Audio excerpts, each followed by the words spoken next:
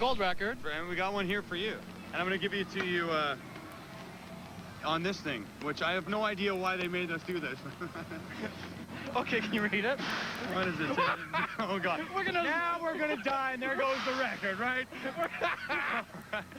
You see, I got one made out to Satan. I was going to bring that for you, but this would have been the perfect opportunity for that.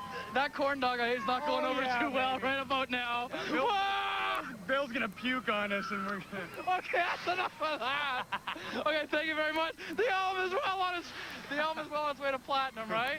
This is so it's rumored, yeah. This is a gold record. Okay, that's enough of that. Seriously, can we stop it? Yeah. We gotta stop it. That's enough. Okay, speaking of the success of operations, we're gonna play the video before anybody pukes, namely me. Okay, here we go. I can't see. Okay, hold on. Can you just hold it to the camera there? See the camera? Hold it up. There you go. Congratulations, Matthew. Good band. Here's some apparitions. How? Close to me, no goodbye, suicide, mystery. My main reason for wanting to get on this tour was to be able to come out here and play the Maritimes, because we hadn't done it on this record yet, and it was a big priority for us. So. Now, do you find yourself in the same position you were in last time I talked to you, where you've been touring the material for such a long time? You're already writing other stuff and performing other stuff. Actually, that is funny, because we go home, I think, in 7 days or something like that for the first time in a long time, and we start demoing like 6 days after we get home for the next record, so which has already been written. So we'll have to get in and do that in October, and we have to shoot another video sometime in there too.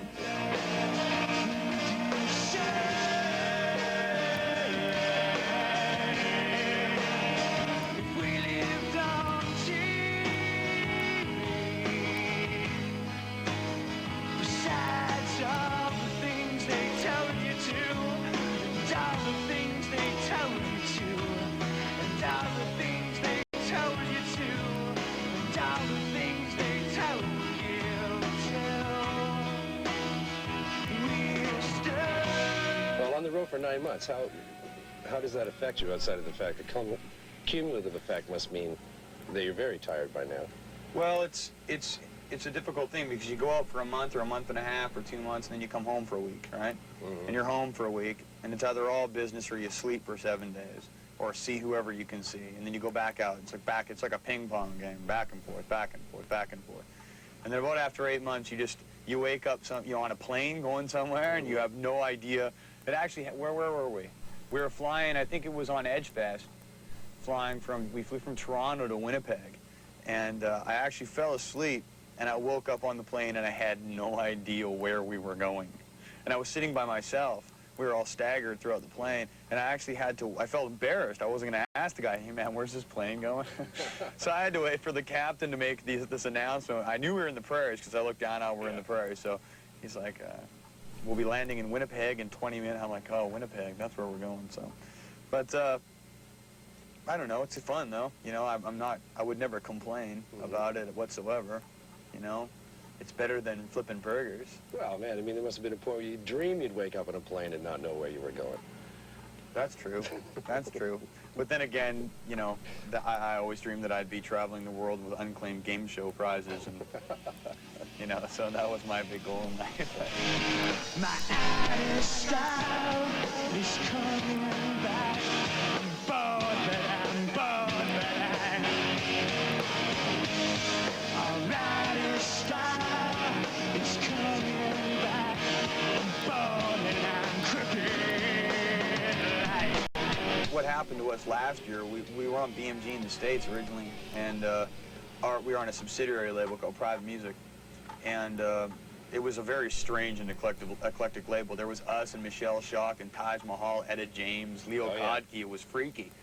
And Yanni was also on this label, right? But Yanni was sold to Virgin for, a mountain of money, and you know, they kind of went, wow, you got a rock band now, what are you guys trying to do? You know, we have RCA, you know, other labels for the Zoo and stuff, so our label got shut down, and we got transferred to Wyndham Hill, which is like a Muzak label, Elevator Music. So this big legal dance ensued, and we just started making Underdogs at that point. We had to stop the first day in the studio. We had to stop So our producer Warren went home to England, and he came back 2.5 months later, and we actually made this record all by ourselves. Right.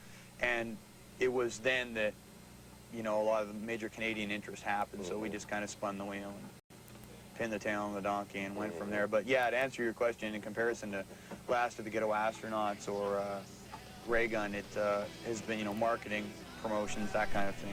Everything is automatic. Everybody's alright. Everything is sneaky. Everybody's alright. Everything is automatic. I mean, this record for us was, I think, a natural conclusion to what we had tried to put down on record the 2 times before. We finally were happy with it enough to, you know, from a writing standpoint, to go, okay, it's time to move on and do something else. We released a limited pressing of a B-sides thing, which had 1 new song on it, and if anybody's got that one, the first song on it is very indicative of what the next record's going to be like. It'll be, I don't know, probably more adventurous, I would say, you know? I mean, we've always been kind of accused of trying to write, or writing epic-type numbers, I guess people could say, so I'd like to kind of take Pink Floyd, kind of circa Piper at the Gates of Dawn, and the Pixies, and kind of smash them together and see what happens. Well, that would be an interesting explosion, wouldn't it? Exactly. Explosion would be the correct word, I believe. So we'll meddle around with some new sounds and that kind of thing, but you know, I mean, the basis is always going to be rock and roll. It probably always will be, you know, but there's so many avenues to take, you know. It's kind of a dangerous time. I mean, you look at bands like Radiohead that put out OK Computer, which was great because, you know, when I was growing up, FM album rock was everything, right? I mean, I used to camp out in front of A&A Records to see what are the Police going to do next, right? And for the longest time, no one made records like that. And then they made OK Computer. I love the bands, but OK Computer came out, and I went, wow, here's a completely commercially unfriendly record that did, you know, had some success. But unfortunately, you're going to see about a million bands come out this year who are going to sound, or try to sound exactly like that, right? So that's always the danger. You've got to find your own niche in these things and, you know, and kind of stay true to what you want to do and experiment within your own mind without trying to draw flavor of the month influences, you know. So that'll be our primary goal, I'm sure.